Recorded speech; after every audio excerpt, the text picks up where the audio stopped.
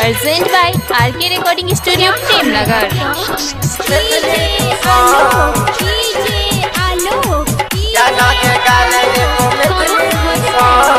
अखन अहाँ सब सुन रहल छी आरके रिकॉर्डिंग स्टूडियो की प्रस्तुति।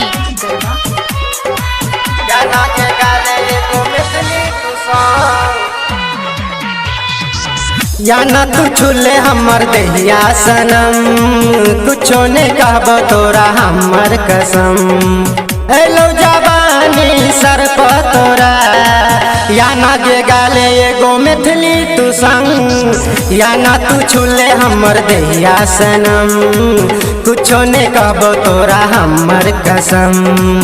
एलो जवानी सर पर तोरा, या न गे गाले एगो मैथिली तू संग। या न तू छुले हमर देहिया सनम, कुछो नहीं कहबो तोरा हमर कसम।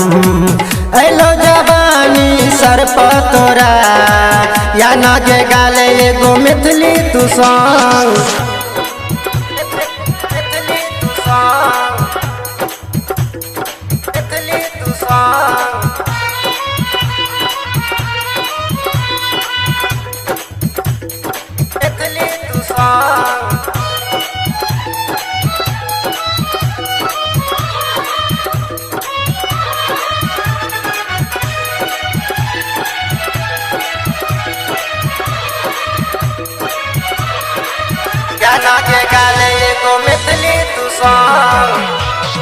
धमसा सिरहा सब तोरी के कोसी में घूमेबो, चलना हमारा महतारी में बिगड़ी फूल देखेबो।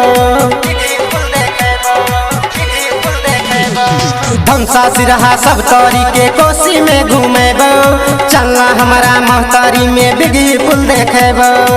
या न तू छूले हमर देहिया सनम, कुछो नहीं कहबो तोरा हमर कसम। एलो जवानी सर पर तोरा, या न गे गाले एगो मैथिली तू संग। या न तू छूले हमर देहिया सनम, कुछो नहीं कहबो तोरा हमर कसम। एलो जवानी सर पर तोरा, या न गे गाले एगो मैथिली तू संग।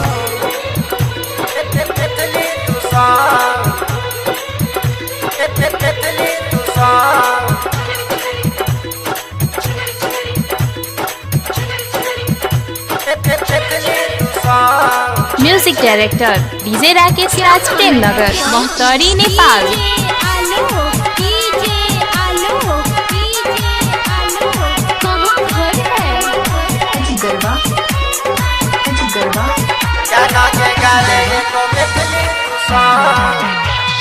सोनी सिंगर जोरा तो पनपुर में घूमेबो, चलना हमारा जोरे तोरा महदैया देखेबो।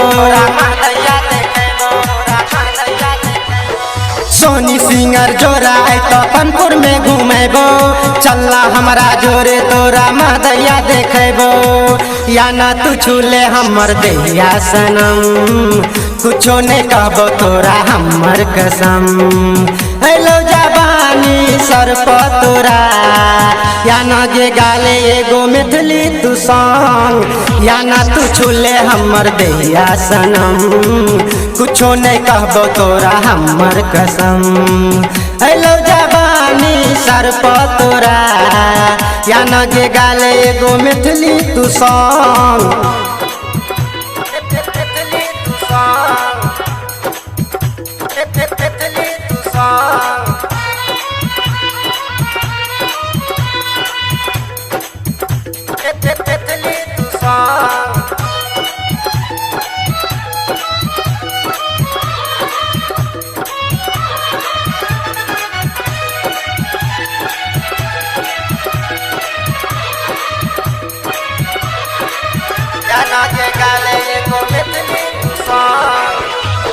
लिखे छौ राइटर रमेश बा, गाबै छौ मुकेश बा, सुनै छौ ई मिथिला नगरिया 2 नंबर परदेश बा।